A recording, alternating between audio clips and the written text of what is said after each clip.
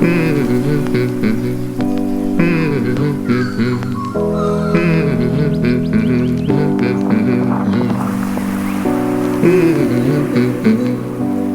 finally made it to this wedding, huh? Woo! And I know what you're probably thinking. Fair enough, it's been a crazy year, COVID, Mark McGowan and all that. But we think something else is at play. We think the real reason it's taken so long for us to get here is that Hannah and Eitan just take fucking ages to do anything.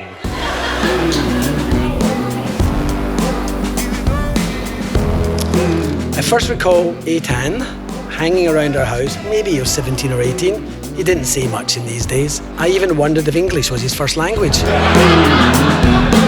If I'm honest with myself, it can be difficult to get a word in when Miriam, Hannah, David, Ruth and I are in the same room. How things have changed. It's difficult for me to get a scotch in my own house these days. I'd like to take you all back to 2010. You know, there'd been some vibes going on for a very long time. Hannah turns to me and goes, "What do you think? Is something gonna happen here? Do you think that Eitan are gonna take the next step in our relationship?" And I said, "Look, Hannah, Eitan's not really interested in commitment right now, okay?" Lo and behold, that was the night they actually started officially going out. Eitan, after all your unsuccessful fishing adventures, you finally landed the catch of a lifetime. What I can confirm is Eitan gave me a Valentine's Day card in 2005 saying he'd like to get closer. Are we close enough for you now?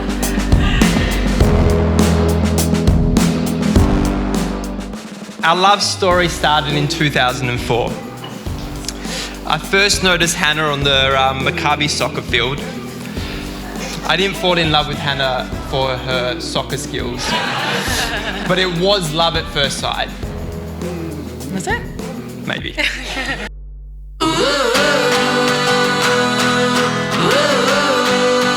So then fast forward to 2017 and I get a call from London and it's Eitan and he says, "I think I'm gonna ask Hannah to marry me." And he said, "I'm gonna do it in Paris." I said, "That's so romantic." He said, "I'm gonna do it at Jim Morrison's grave site." Hannah and Eitan, you two are the ultimate team, trekking across the globe and doing it all in style. We all know that you two are onto something good. The day after seeing Eitan's wedding invitation, number 1 and number 2, I was hit by an emotional jolt. The wedding's finally happening. My boy is getting married. Today we witness a great, unique event in history. We all finally got to the wedding. What we're trying to say, Hannah and Eitan, you two share a trait that most of the world is chasing. The ability to enjoy each moment without worrying about next. Anyone who spends time with you two gets the luxury of sharing this and experiencing time slow down. To the one and only Eitan Cooperman, today's your day. Look around you, Eitan. There is not a life in this room that you have not touched, and each one of us is a better person because of you. Eitan was always serious about Hannah. She came into our lives and was always part of our family from day one. You have refined and enhanced what Eitan does. As we all know, Hannah has the wonderful gift of making people feel good about themselves. Thank you, Hannah. I not only love you with all my heart, but respect and admire you.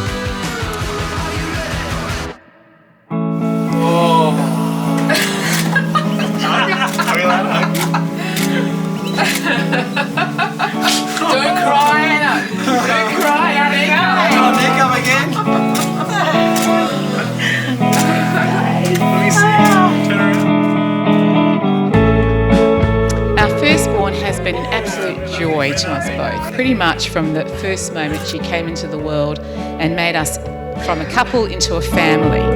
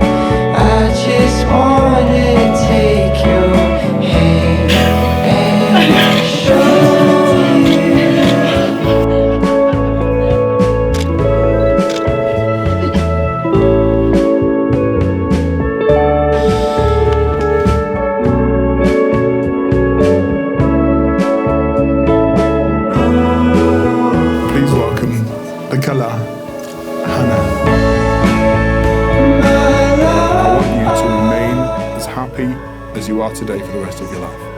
You can have a go. Because I know that you can do it.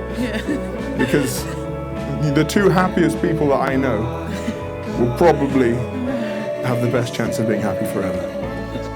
To feel that simcha, to feel that happiness, to work on it, to choose to be happy every single day, and to party on forever. We wish you mazel tov. Only great things for you. I'm well excited for this.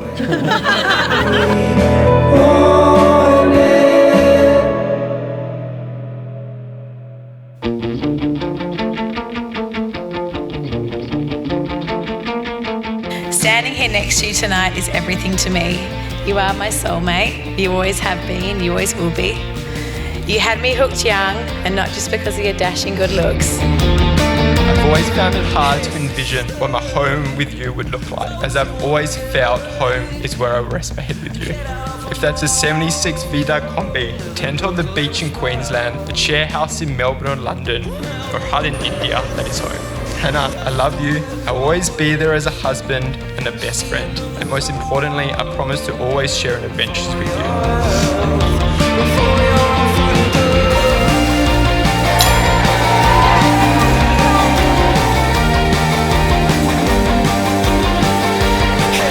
Into dating me, you asked me to travel around Australia with you in your Volkswagen combi. It was the best decision of my life.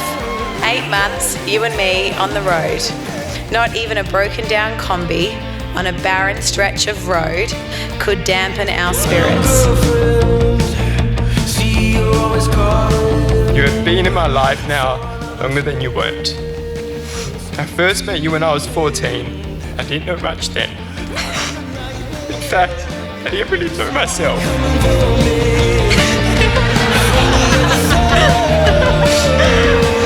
happy you cried.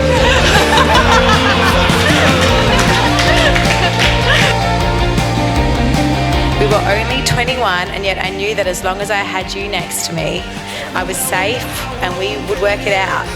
Every day that I wake up next to you, I feel excited for what the day will bring.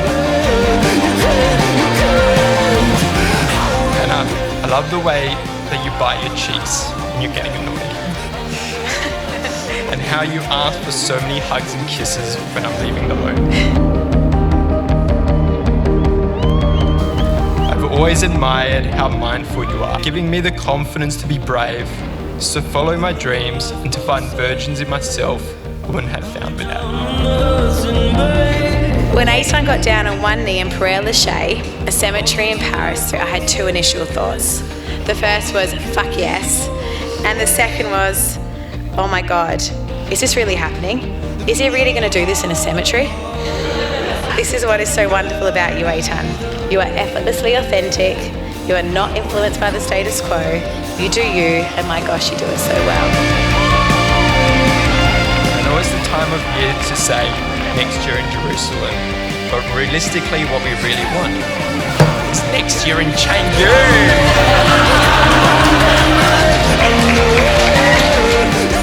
Eitan, here we are. We talked about this moment a lot and we did it. Thank you for choosing me to spend your life with. I promise to continue living life as an adventure with you. I love you.